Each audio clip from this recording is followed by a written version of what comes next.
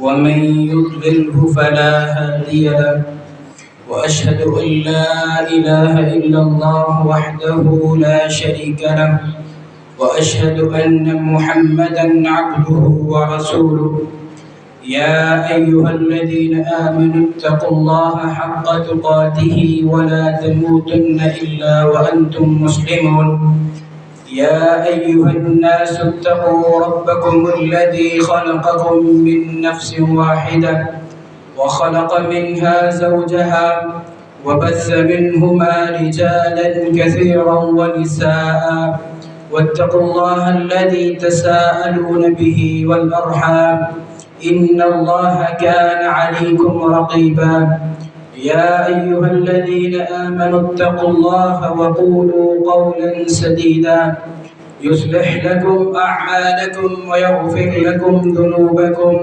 ومن يطع الله ورسوله فقد فاز فوزا عظيما أما بعد فإن خير الحديث كتاب الله وخير الهدي هدي محمد صلى الله عليه وسلم وشر الأمور محدثاتها وكل محدثة بدعة وكل بدعة ضلالة وكل ضلالة في النار.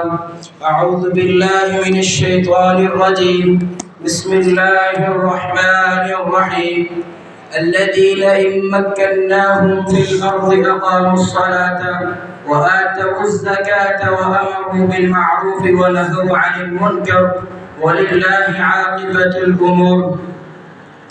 غلامی میں کام آتی ہے نہ شمشیریں نہ تدبیریں، غلامی میں کام آتی ہے نہ شمشیریں نہ تدبیریں، جو ہو ذوق یکی پیدا تو کٹ جاتی ہیں زنجیریں.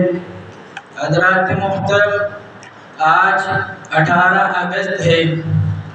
آج سے کچھ روز قبل 14 اگست کا دن ہم لوگوں نے گزارا ہے.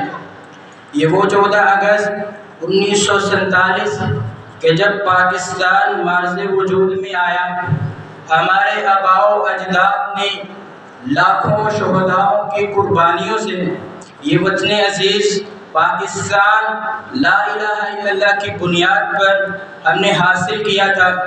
اس کا سلسلہ کچھ اس طرح شروع ہوا کہ جب بر صغیر میں مسلمانوں نے دیکھا کہ ہندو مسلمانوں کو ہر طریقے سے ظلم و جبر کرتے ہیں، کہ وہ مسلمانوں کو ان کی تعلیم، ان کی معیشت ان کو تنگ کی جا رہی تھی. اس سلسلے میں ہمارے آباء و اجداد نے ہزاروں لوگوں کی قربانیوں سے لوگوں کو مختلف مقامات پر لوگوں سے ملاقاتیں کی، لوگوں کو پاکستان بنانے کی تحریک لوگوں میں شروع کی، کہ جس کے نتیجے میں یہ 20 لاکھ شہیدوں کی قربانی سے رب العالمین کی عظیم نعمت ہے کہ پاکستان ہمیں حاصل ہوا ہے. اللہ تعالیٰ قرآن میں فرماتے ہیں وَاذْكُرُوا إِذْ أَنْتُمْ قَلِيلٌ مُّسْتَضْعَفُونَ فِي الْأَرْضِ تَخَافُونَ أَن يَتَخَطَّفَكُمُ النَّاسُ فَآوَاكُمْ وَأَيَّدَكُمْ بِنَصْرِهِ وَرَزَقَكُم مِّنَ الطَّيِّبَاتِ لَعَلَّكُمْ تَشْكُرُونَ.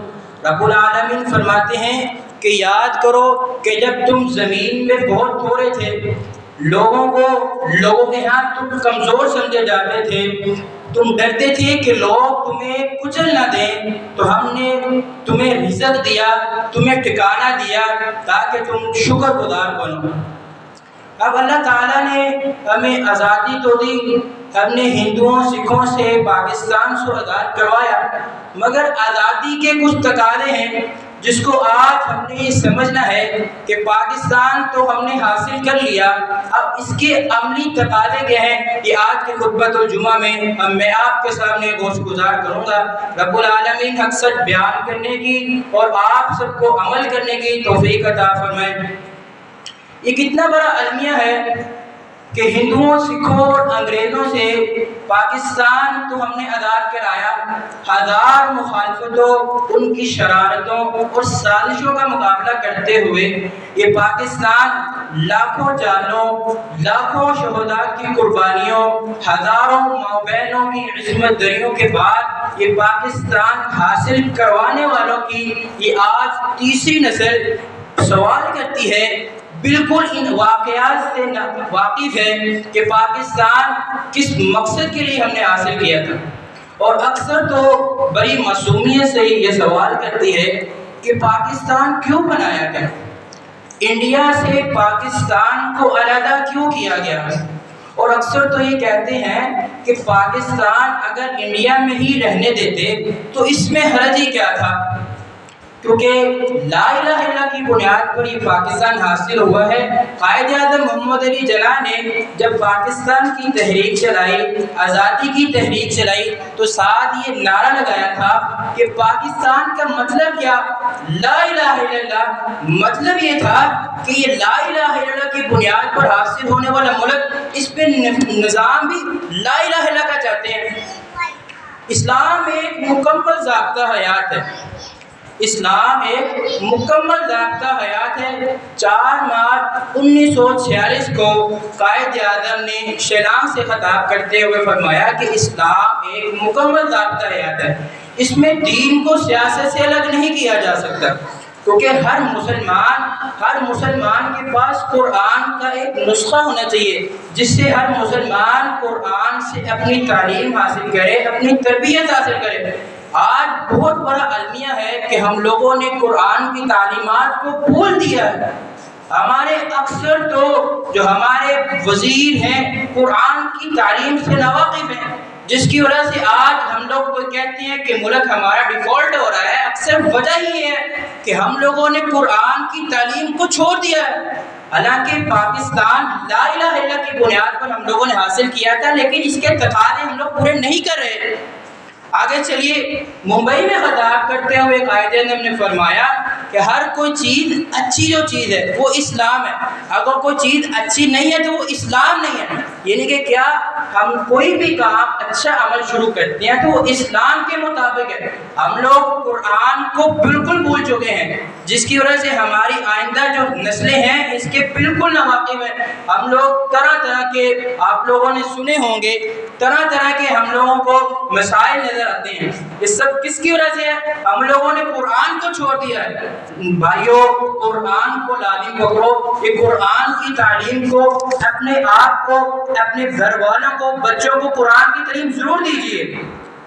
آگے چلیے، آزادی چونکہ رب العالمین کی بہت بڑی نعمت ہے، اس کے حصول کے بعد سب سے پہلے رب العالمین کا شکریہ ادا کرنا ہے کہ جس اللہ نے ہمیں آزادی دی۔ جیسے کہ موسیٰ علیہ السلام جب فرعون سے موسیٰ علیہ السلام کو آزادی ملی تو انہوں نے شکرانے کے طور پر اس دن روزہ رکھا۔ ابن عباس رضی اللہ عنہ فرماتے ہیں ان النبی صلی اللہ علیہ وسلم لما قدم المدینہ وجدہم یصومون یوما، یعنی یوم عاشور، فرماتے ہیں کہ رسول اللہ صلی اللہ علیہ وسلم جب ہجرت کر کے مدینہ تشریف لائے تو وہاں کے لوگ اس دن روزہ رکھا کرتے تھے، یعنی کہ وہ کون سا دن تھا؟ یوم عاشورہ کا دن تھا۔ تو آپ صلی اللہ علیہ وسلم نے جب ان لوگوں سے اس کی معلوم کیا کہ آپ اس دن روزہ کیوں رکھتے ہیں تو ان لوگوں نے فرمایا هذا يوم عظيم وهو يوم نجى الله فيه موسى وأغرق آل فرعون فصام موسى شكرا لله۔ فرماتے ہیں کہ یہ دن بڑی عظمت والا ہے، اس دن کو اللہ تعالیٰ نے موسیٰ علیہ السلام کو فرعون سے نجات دی اور فرعون کے لشکر کو سمندر میں غرق کیا، لہذا ہم اللہ تعالیٰ کا شکریہ ادا کرتے ہوئے اس دن روزہ رکھتے ہیں۔ یہی وجہ ہے کہ جب آپ صلی اللہ علیہ وسلم جب ہجرت کر کے جب آپ صلی اللہ علیہ وسلم نے مکہ فتح کیا تھا، اس دوران جب آپ صلی اللہ علیہ وسلم نے فتح مکہ کے بعد شکرانے کے طور پر جو چاش کی 2 رکعتیں ہوتی ہیں، چاش کی 2 رکعتیں ہوتی ہیں، آپ نے شکرانے کے طور پر 8 رکعتیں ادا کی، آپ نے شکرانے کے طور پر 8 رکعتیں ادا کی۔ ام ہانی رضی اللہ عنہا فرماتی ہیں کہ میں رسول اللہ صلی اللہ علیہ وسلم کے گھر گئی فتح کے سال، یعنی کہ جس سال مکہ فتح ہوا تھا، فرماتی ہیں کہ میں رسول اللہ صلی اللہ علیہ وسلم کے گھر گئی، آپ غسل کر رہے تھے، آپ غسل کر رہے تھے، آپ کی بیٹی فاطمہ آپ کے پاس پردہ کیے ہوئے تھی۔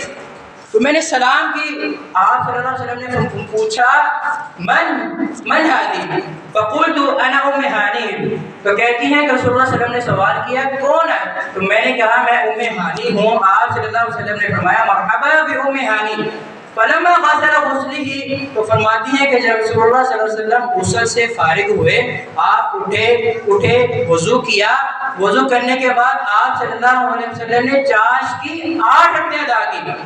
فرمایا مطلب یہ تھا کہ آپ نے وہی مکہ جس مکہ سے آپ کو نکالا گیا، آپ ہجرت پہ مجبور ہوئے، آپ مکہ سے ہجرت کر کے مدینہ گئے، مدینہ سے پھر آپ کو جب حکم ہوا مکہ فتح کرنے کا، تو مکہ فتح کرنے کے بعد یہ آزادی ہے مسلمانوں کی، بہت بڑی آزادی ہے۔ آج ہم نے بھی پاکستان حاصل کیا تو ہم نے آزادی کے طور پر کیا کیا؟ اللہ تعالیٰ کے یہاں شکریہ ادا کیا؟ یقیناً نہیں شکریہ ادا کیا۔ ہمارے ہاں تو کلچر ہی کچھ الگ ہے۔ ہم لوگوں نے آزادی کو کچھ اس طرح شروع کر دیا، اس طرح سیلیبریٹ کرنا شروع کر دیا کہ جو بالکل اسلام کے خلاف ہے۔ ہم لوگ روڈوں پہ نکلتے ہیں، شور شرابہ کرتے ہیں، یہ بالکل ناجائز ہے۔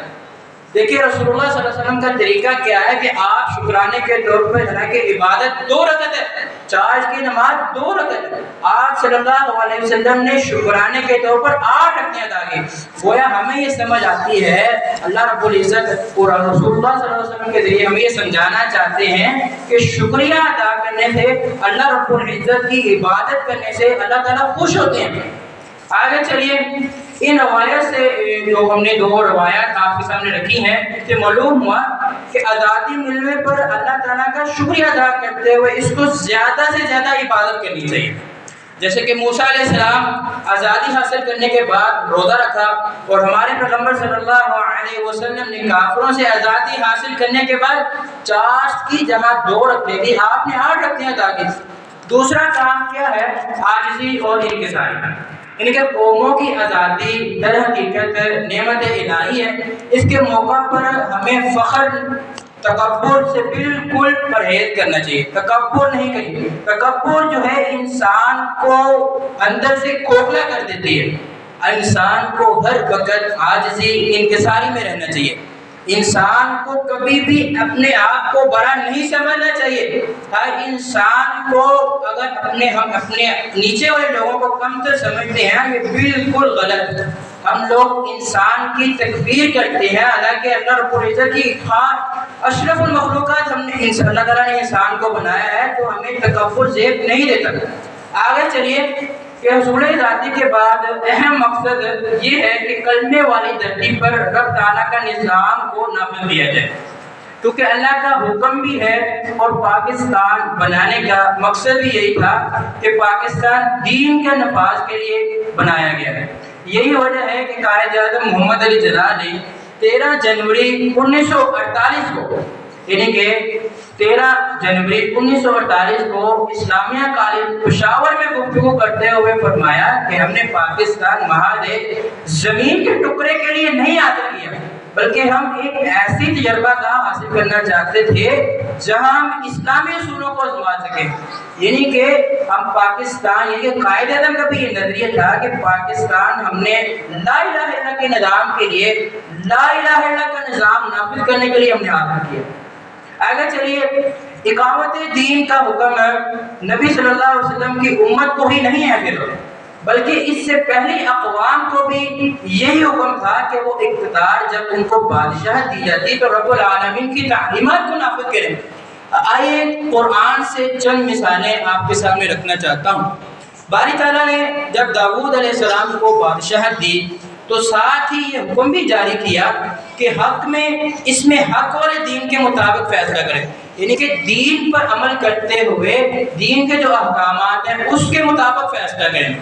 اللہ تعالیٰ فرماتے ہیں یا داؤد انا جعلناک خلیفۃ فی الارض فاحکم بین الناس بالحق ولا تتبع الہوی فیضلک عن سبیل اللہ۔ اے داؤد، ہم نے تجھے زمین میں خلیفہ بنا کر بھیجا ہے، لہذا تم لوگوں کے درمیان حق کے ساتھ حکومت کر اور خواہش نفس کی پیروی نہ کر، کیونکہ وہ تجھے اللہ کی راہ سے بھٹکا دے گی۔ کیا مطلب؟ کہ ہم نے آزادی تو حاصل کی، لیکن بعد ہمارے ہاں کچھ مسائل ہیں کہ ہمیں کوئی مسئلہ پیش آتا ہے جس میں ہم لوگ قاصد بن جاتے ہیں، یعنی کہ ہمیں کوئی فیصلہ آتا ہے جس کے مطابق ہم نے فیصلہ کرنا ہے، یعنی کہ ہمیں فیصلہ کس کے مطابق کرنا ہے؟ اسلام کی تعلیمات کے مطابق. ہم قرآن کو دیکھیں گے، حدیث کو دیکھیں گے، اس کے مطابق فیصلہ کریں گے. کیونکہ یہ پاکستان لا الہ الا اللہ کی نظریے پر بنا تھا، تو لا الہ الا اللہ اسلام کے نفاذ کے لیے ہم نے پاکستان حاصل کیا تھا، تو یہاں کے اسلام کا نظام ہی، اس کی تعلیمات ہی آگے ہوں گے. یہاں سے داؤد علیہ السلام سے واضح طور پر جو بات کہی گئی وہ نہ صرف ان کی خلافت پر معمول کرنا ہے، بلکہ قانونی معاملات میں با اختیار حاکمیت اور قاضی کی حیثیت پر مبنی فیصلے کے مطابق اقامت دین کرنا ہے. اسی طرح سامعین محترم، یہ تو پہلی امتیں تھی جن کو اللہ تعالیٰ نے دین اسلام پر اقامت اختیار کرنے کی تلقین کی. ہمارے پیغمبر صلی اللہ علیہ وسلم کو بھی اللہ تعالیٰ نے دین اسلام پر پابند رہنے کا حکم دیتے ہوئے فرمایا ثم جعلناک علی شریعۃ من الامر فاتبعها ولا تتبع الهوى الذین لا يعلمون. پھر ہم نے تمہیں اے نبی آپ کو دین کے کھلے راستے پر قائم کر دیا، تو اسی راستے پر چلتے رہے اور بے علم لوگوں کے خواہش کے پیچھے نہ چلے. یعنی کہ کیا آپ صلی اللہ علیہ وسلم کو اللہ تعالیٰ فرماتے ہیں کہ ہم نے تمہیں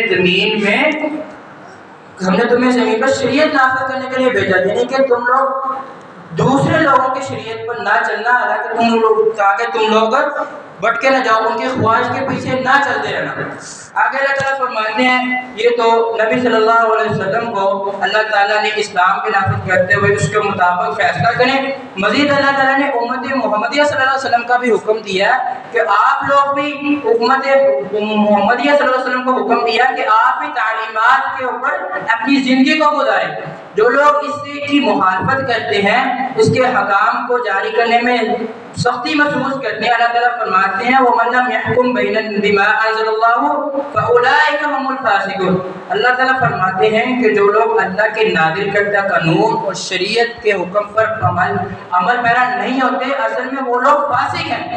دوسری جگہ اللہ تعالیٰ فرماتے ہیں وَمَن لَّمْ يَحْكُم بِمَا أَنزَلَ اللَّهُ فَأُولَٰئِكَ هُمُ الظَّالِمُونَ. وہ لوگ جو اللہ کے حکم پر، اللہ کے نازل کردہ احکام قانون کے مطابق حکم نہیں دیتے، وہی ظالم لوگ ہیں. تیسری جگہ اللہ تعالیٰ نے فرمایا وَمَن لَّمْ يَحْكُم بِمَا أَنزَلَ اللَّهُ فَأُولَٰئِكَ هُمُ الْكَافِرُونَ. وہی لوگ کافر ہیں. حضرات محترم، اس مختصر سی بحث سے یہ معلوم ہوا کہ اللہ تعالیٰ جس قوم کو ملک عطا کرے وہاں نظام بھی مالک الملک کا چلنا چاہیے. میرے بھائیوں، ملک تو ہمارے بڑوں نے اپنی جانیں پیش کر کر حاصل کر لیا. اس ملک کے حصول کے لیے کتنی جانیں قربان ہونا پڑی، کتنے بچوں کو نیندوں کے اوپر کٹنا پڑا، کتنی ماں بہنوں کو اپنی عزتیں گنوانی پڑی.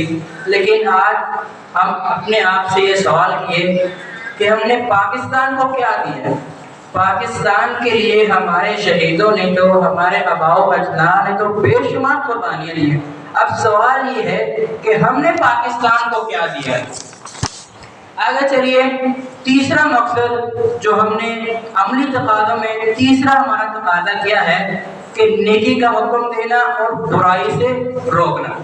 کیونکہ اللہ تعالیٰ نے فرمایا کنتم خیر امۃ اخرجت للناس تأمرون بالمعروف وتنہون عن المنکر. تم لوگ بہترین امت ہو جو لوگوں کے لیے نکالی گئی ہو، کیونکہ تم لوگ نیکی کا حکم دیتے ہو اور برائی سے روکتے ہو. آگے چلیے، سامعین محترم، آزادی کا ایک تقاضا یہ بھی ہے کہ ہم آزادی کے تحفظ کے لیے ملک میں جو اندرونی بیرونی سازشوں سے نپٹنے کے لیے ہر وقت تیار ہیں. یعنی کہ ہمارے ملک میں بعض ایسے کشیدے بھی ہوتے ہیں جو ملک میں نظام کو خراب کرنا چاہتے ہیں. یعنی کہ ایسی طاقتوں سے بھی، ایسے لوگوں سے بھی ہم لوگوں نے نپٹنا ہے. جیسے ہمارے آباء و اجداد نے ملک کو حاصل کیا تھا، تب ان کی ہاں یہ نظریہ تھا کہ اس ملک میں ہم نے اللہ کے دین کا قیام عمل میں لائیں گے.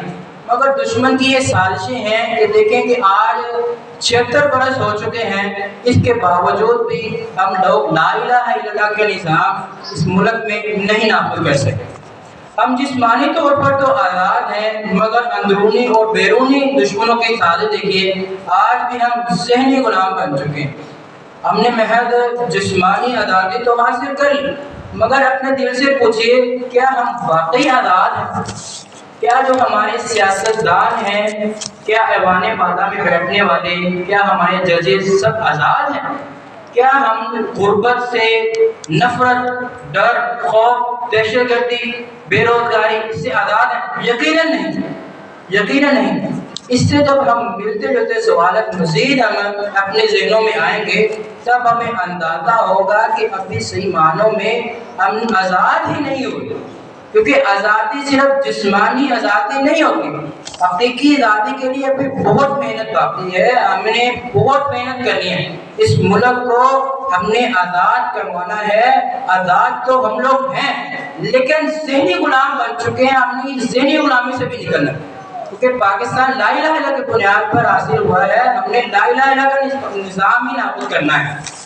آگے چلیے، سیدنا ابراہیم علیہ السلام، ملک سے، اپنے وطن سے محبت کرنا یقیناً جائز ہے، جیسے کہ حضرت ابراہیم علیہ السلام نے جب اپنے بیٹے اور اپنی بیوی کو مکہ مکرمہ میں چھوڑا اور آپ نے یہ دعا بھی کی، وَإِذْ قَالَ إِبْرَاهِيمُ رَبِّ اجْعَلْ هَٰذَا بَلَدًا آمِنًا وَاجْنُبْنِي وَبَنِيَّ أَن نَّعْبُدَ الْأَصْنَامَ۔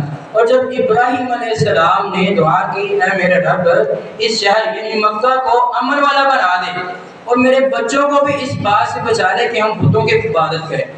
اسی طرح جب وہ اپنی بیوی کو مکہ چھوڑ کے گئے اور اپنے محبوب شہر، آپ کا شہر کیا تھا؟ مکہ مکرمہ، آپ نے اس کی آباد کاری کے لیے دعا بھی کی۔ ہم نے بھی اپنے ملک کے لیے دعا بھی کرنی ہے کہ اللہ تعالیٰ ہم نے پاکستان جو ادا کیا ہے اس کی ترقی کی خوشحالی کے لیے ہمیں بھی دعائیں کرنی ہے، جیسا کہ ابراہیم علیہ السلام نے اپنے وطن کے لیے دعا کی، فرمایا ربنا انی اسکنت من ذریتی بواد غیر ذی زرع عند بیتک المحرم ربنا لیقیموا الصلاة فاجعل افئدة من الناس تهوی الیہم الی آخر الآیہ۔ اللہ تعالیٰ فرماتے ہیں کہ بے شک ہم نے اپنی اولاد کو مکہ کی بے باد گلیوں میں چھوڑا ہے۔ اے اللہ، آپ دعا فرما رہے ہیں، اے اللہ تو اس کو نماز قائم کرنے والا بنا دے اور اس کے اندر شوق محبت پیدا کرا دے، ان کو رزق عطا فرمائے۔ یہ انہی کی دعاؤں کا نتیجہ ہے کہ آج دیکھیں مکہ مکرمہ میں بہاریں لگی ہوئی۔ اللہ تعالیٰ ہم سب کو بھی مکہ مکرمہ میں لے جائے، ہم لوگ بھی ایسی سعادت سے خوش نصیب ہو سکیں۔ آگے چلیے کہ پاکستان ہم نے حاصل کیا، اگر ہمارا یہ فرض بنتا ہے کہ ان شہداء کے لیے جنہوں نے اپنی جانیں دی، اس وطن کے لیے اپنی جانیں دی، ہم نے ان کے لیے بھی دعا کرنی ہے کہ رب تعالیٰ ان کی محنتیں، خواہشیں اور ان کے جو عقائد تھے، نظریے تھے، ہمیں بھی ان کے اوپر عمل پیرا ہونے کی توفیق عطا فرمائے۔ اللہ تعالیٰ ہم سب کو عمل کی توفیق عطا فرمائے۔ وما علینا الا البلاغ المبین۔